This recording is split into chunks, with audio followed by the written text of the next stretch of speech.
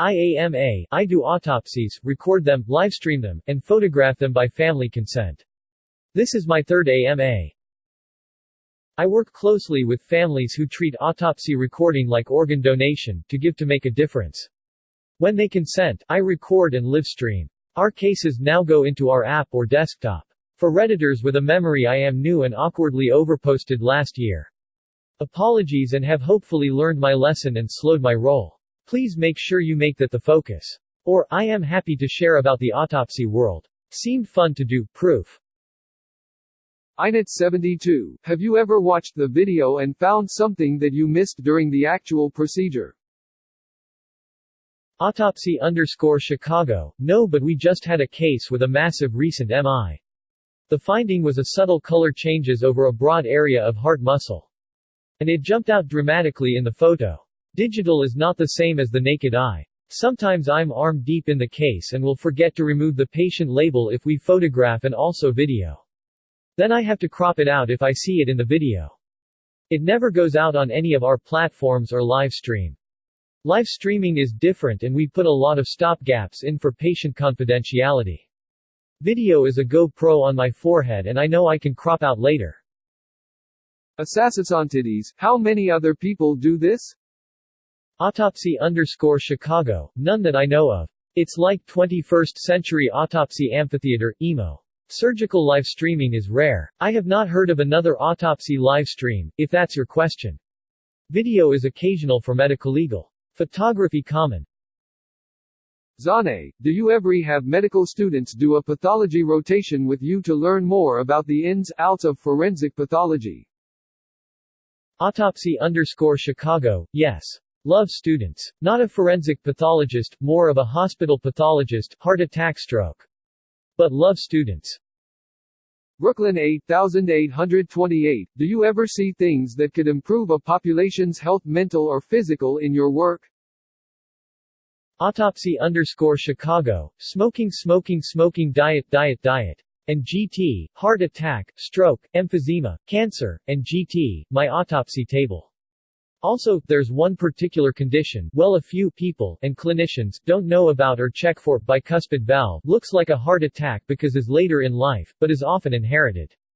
Aorta tears open. 2. Hearts, cusps, the aortic valve. Marfan syndrome, tall stretchy people who also tear open their aorta, but can be followed and treated if diagnosed. Big 1, Alzheimer's disease is usually sporadic, means not inherited. Families worry. But if there's no family history, onset is elderly, typically no inherited. Same for cancer. Colon cancer in an 80-year-old without family history is typically Mother Nature doing her thing after a lifetime, not inherited. Mental health. It's okay to advocate. Trust your gut feeling. If you don't think the doctor, provider is doing something that feels right, speak up. Either learn or find out but participate. And a ton more. AMD Freak, when this thread is dead, are you going to autopsy it live? Autopsy_Chicago, ha. Radio TVT, what would you say has been the most surprising cause of death you have come across in your career? Like where the initial diagnosis was way off. Autopsy_Chicago, often medical examiners will clear a case, especially elderly in nursing homes. When they do that, I can take the case if the family wants the autopsy. I had a case where the patient was cleared. The body bruising on his palm, side of his face, shoulder and side. He denied anything but tripping to his family. And then it turned out to be a rash of batteries of which he was one victim. The medical examiner got involved. But the most surprising was a recurrent pneumonia that wouldn't go away for 6 months. Despite treatment, under the chest was mold, like on old cheese in the back of the fridge. He had an undiagnosed fungal infection and needed antifungals, not antibiotics. Bemused 1. Did you work for yourself? If not, how did you approach your boss about recording, streaming? Did you have to clear this with your respective board, associations, etc.? What was the response from all of the above with your concept?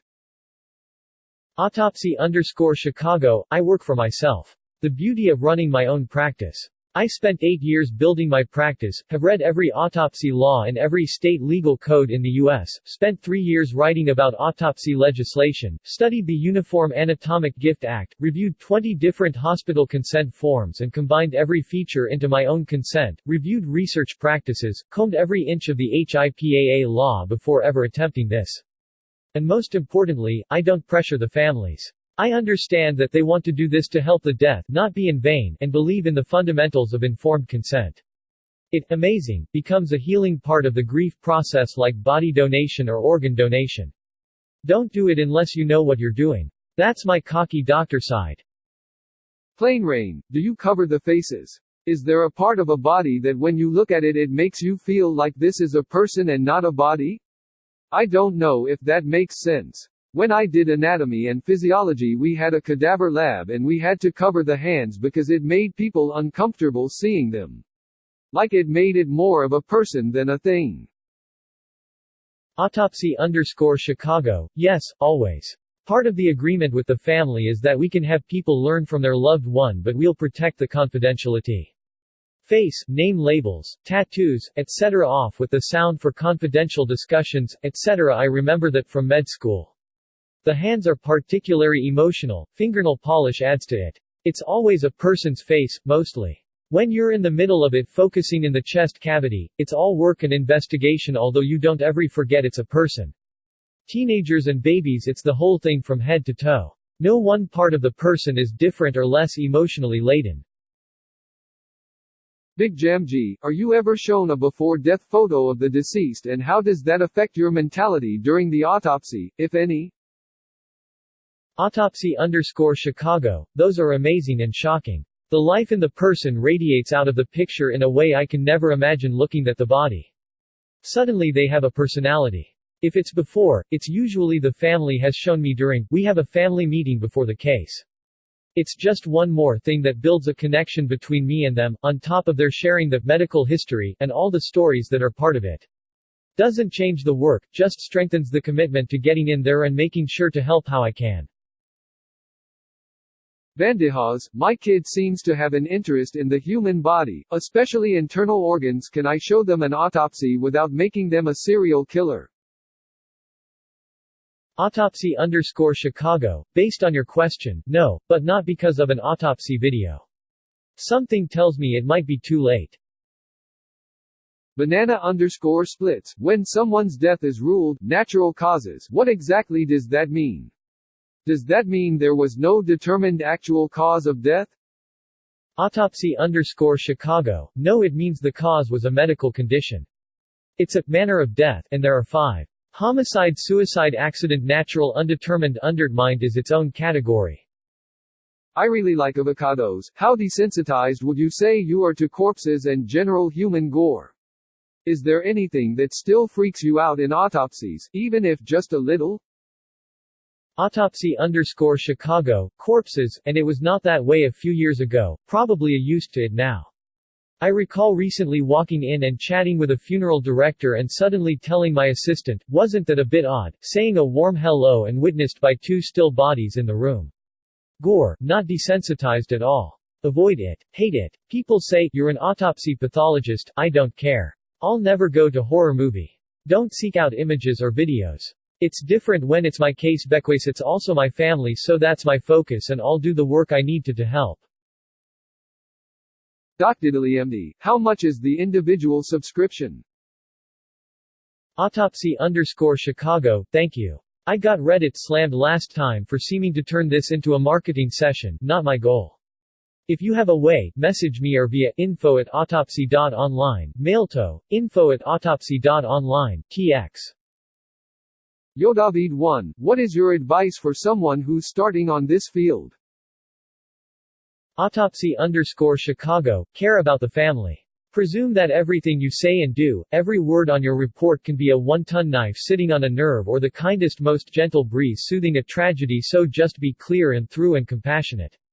Also, if you don't know, wait to talk. It's worse to give information if you know it could change. And more. Read my book, If and When I Write It.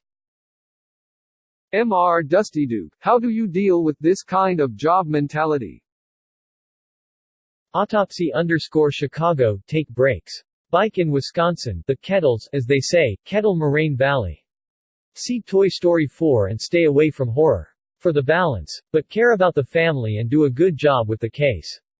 That feels great and is often energizing to hear them feel at peace. It's a different practice from a coroner because I work closely the family, meet them, talk to them before and after. That becomes the focus, and the dead body is there to find the information that will help them feel better. I say it's like changing a diaper. If it's someone else's kid, yuck. Poop, if it's you kid, you love them and you do it. These are my families. Cue Angel Chorus. So I love it. And I write poetry and fiction. VEPR 762X54R. Do you review medical records from when the person was alive before the autopsy? Let's assume patient died because of an unrelated issue like a car crash. For example, patient saw a doctor repeatedly for some ailment, headaches, testicular pain, knee pain, etc. Do you take a special look at that body part? Do you contact that doctor so he can be part of the autopsy? Do you report your findings to that doctor? Autopsy_Chicago, yes. Can review medical records and do often. Never speak to the doctor unless the family authorizes. The case is confidential and they may be litigating. Family will request records. I can't even acknowledge I know the family or the patient unless they give me permission. Ingram 2525, how's it going? Autopsy_Chicago, oh just fabulous. Thank you. Gutteran stars, there's an audience for live streaming autopsies. What's the most number of people who have watched one? Autopsy_Chicago, over 1 million when we started. Then Facebook, I'm guessing, changed the algorithm 800K, 200K and so on. Now, when we do it, it'll be on the Autopsy app or Autopsy online desktop. Duodonator, when is your next live stream? Autopsy_Chicago, wish I knew. Depends on family consent. I don't control that. Right now I'm also focusing on straight recording because we're getting the Autopsy app up and going and it's just simpler. But once it's a little more full of content and going, I'll get back to live streaming. Wimpyroy, what shoes do you wear at work? Autopsy_Chicago, let me check. Skechers shoes. New Balance sneakers sometimes for a case.